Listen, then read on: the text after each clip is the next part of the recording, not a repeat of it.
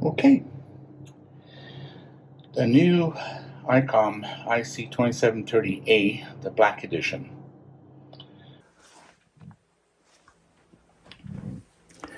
Okay, this is the Icom 2730. It's the Black Edition. Let's take off the plastic off the display.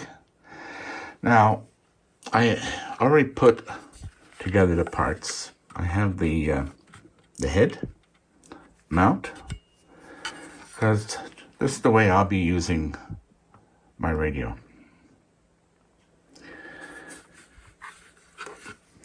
One of the reasons why I got this unit, though I could do the same with the ID-5100 and have the D-Star, is the repeat function, especially when I'm camping, RV, using my handheld, or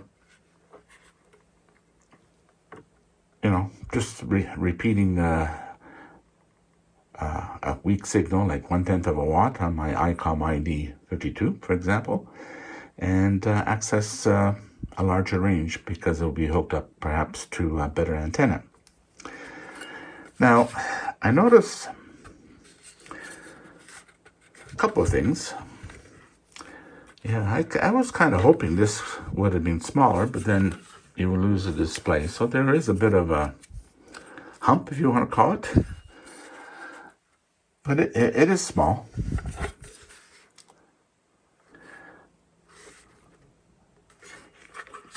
You have two speakers. Apparently, this is referred to, I think, as speaker number 2 right here, which is where you would plug in for programming. I have not really fired it up yet, so I don't know what it's really like, which we're going to do. Now, I notice online, you'll see a video, the best ham radio, the best this or best that. When I see something like that, the first thing that comes to my mind, okay, this is obviously they're either seeking endorsement or sponsorship or something of that sort. And so they're not going to report anything that might be negative because they want more sponsorship. That's not my purpose in my YouTube. It's just to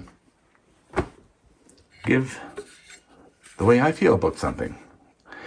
And how can someone say this is the best when they have not even tried or even tested probably, 80%, 90% of the equipment that's out there?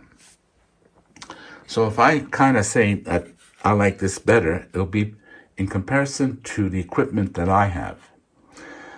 For example, I'm going to talk about the display. I'm going to compare this display to the Icom ID-52 and the Icom 705.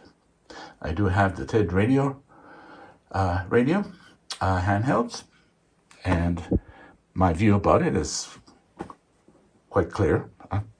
I have no complaints with them. They're great.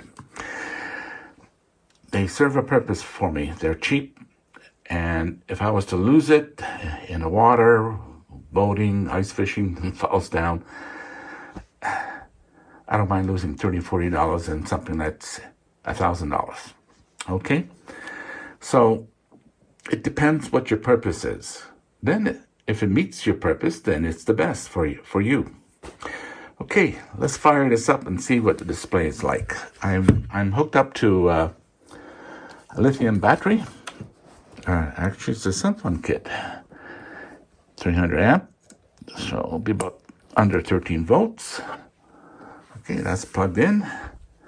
Let's power it up. Oh, one thing,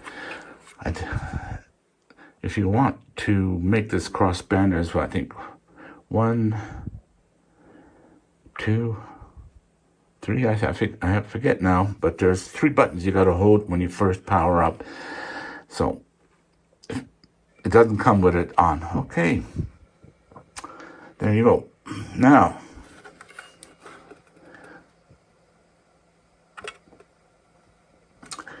I never had the white display version, so it's difficult for me to compare to that.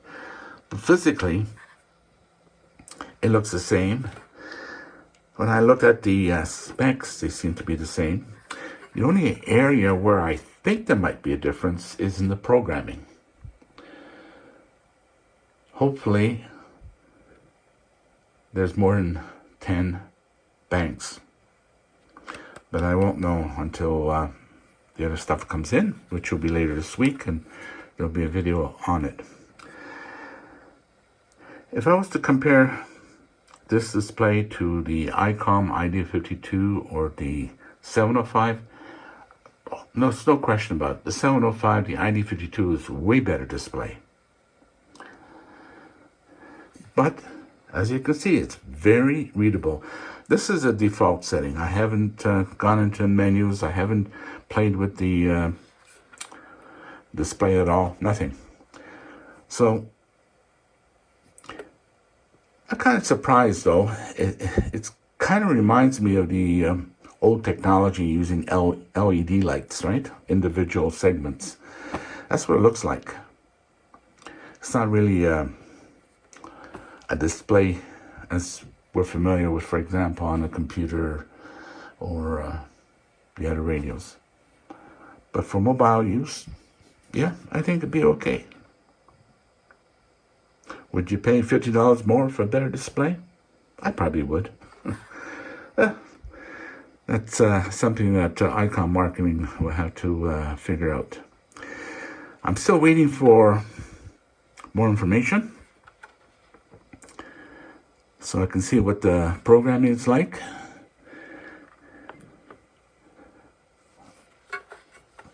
Let me see what we have here. This weather, the usual stuff. Yeah. Yeah. Okay. What's nice about this, you have two separate radios. Let me turn the volume up. Okay, that's this side right here. Okay, and then let me turn the volume on this side. You can listen to two stations at the same time, just like the other one. I'm hoping the way that this is set up, and I get the impression from others that it's a very usable unit and be simpler and easier to use, for example, in a mobile environment. I'll have to test that myself. So initially, everything was good. I did pick up the bracket, and plus this bracket for mounting the control head online. And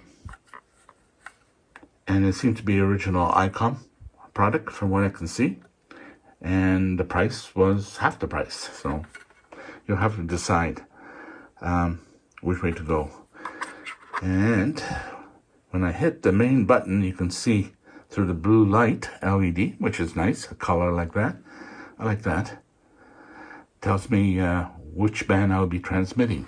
And this is where the mic gets plugged in.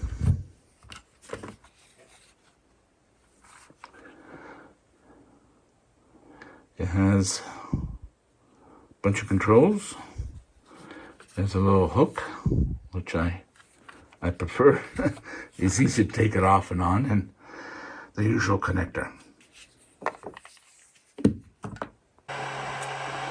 Okay. I installed my meter, 58.14 watts. And you hear the fan? It cut in immediately. So a lot of people have been complaining about the fan. So I guess there's one advantage, having a separate head. You can mount the body in the back somewhere where you probably won't hear the noise. And I believe it has, oops, I almost knocked off the camera. It has 3 power settings. Okay, that 58 was on UHF. Let me see what I have on VHF. 51.47. Okay.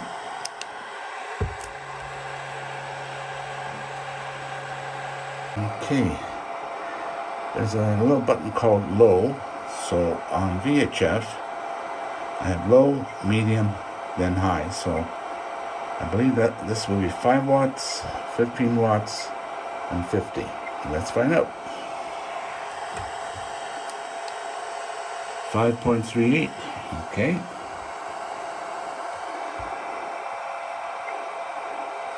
Mid-range. 15.92. Now let me switch bands, which is just simply hitting this button here. So it's quick to change, which is good. Okay. Oh, that's interesting. I imagine that there's an option where you have to hold it or not, just like on the other radios. To open the squelch. Okay, let's go. There we go. Let's go low. Hopefully 5.9. This is mid-range. 16.63. I'm on 440, so I'm testing that. 430 to 450, close enough, in the middle. And oh, okay, let's go back.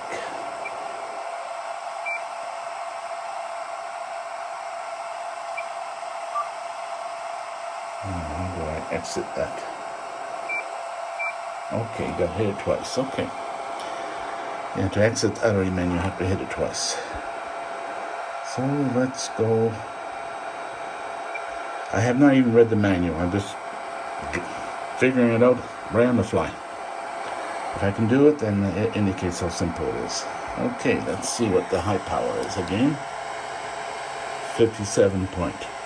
They are a little bit high on some of the portions, but it could be just my connections may not be tight. Okay. What's next?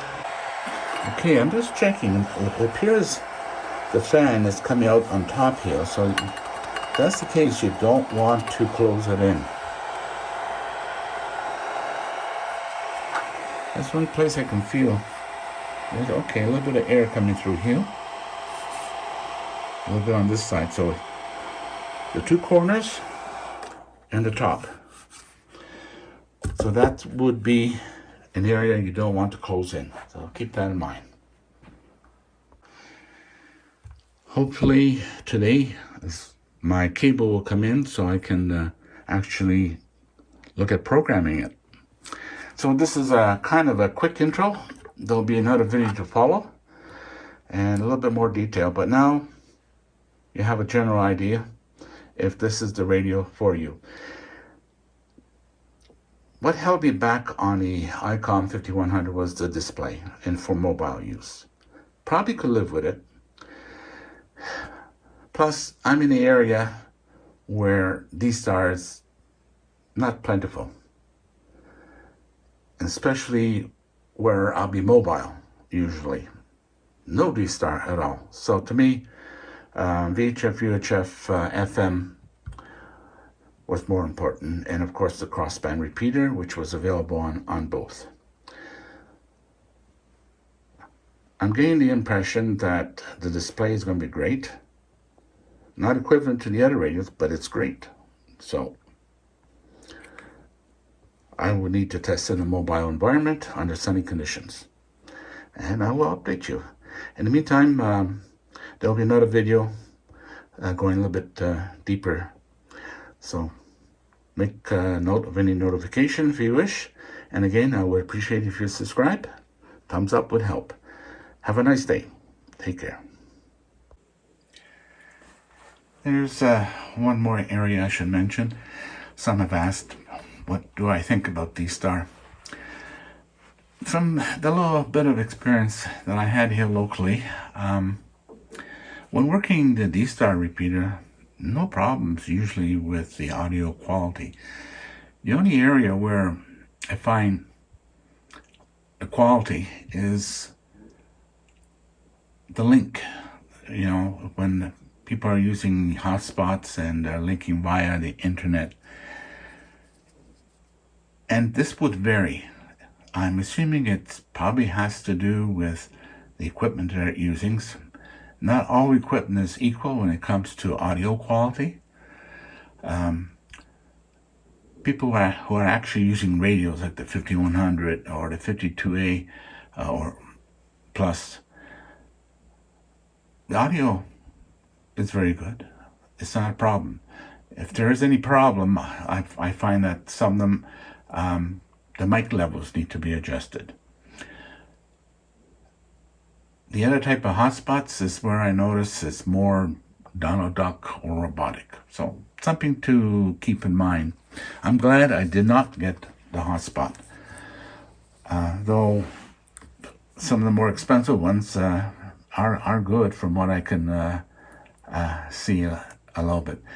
But then again, if I was to bring some of that equipment in here, it's more expensive than this radio. So, and another thing I noticed, the majority are using D-Star in their base setup, home base. There is a certain amount of ones that are using it for mobile, especially if when they're traveling, you know, in an area where there's good D-Star coverage. And what's nice about D-Star, it's quiet. You don't have that squelch noise in the background normally. So, thought I'd throw in a little bit I experienced here. Otherwise, I have no problems with it. And using the Icom software, the MS 1 or 3 iOS version, reliable. I have an iPad dedicated for that. So I have, it's kind of nice to be able to communicate via the internet, and if I want to listen to my own signal, I could on my 705 or vice versa. So that's a quick rundown, and I've been asked about the 52, excuse me, and I love it. I had several handhelds over the years, even the Icom 92, which I thought was the worst handheld. The display was like terrible. And not only that, but the programming aspect, getting into it, the interface was just terrible. I guess this is probably why I love the 5200, the 52. I keep saying 5200. The 52 Plus is because of the interface. It's great. Interface on the 705 is great too. I would say the 52 is way better. I'm assuming the interface on this 2730 dual-band transceiver, the black version, is typical. Better than the 880H. I had that one, the ID 880H. There's nothing wrong with the display. I had no complaints with it, even though it was orangey, whatever. But the programming aspect of it and going in, no, I was not too happy with it. This does seem to be better than the 880H. So, but again, my final conclusion on this will have to wait until I actually use it for a while. So keep that in mind. Sorry for throwing this extra piece in. It's something I forgot to mention. I'm not using the script or anything. I just do it on the fly. And if I make a mistake, you will know it. Okay, take care. Please subscribe.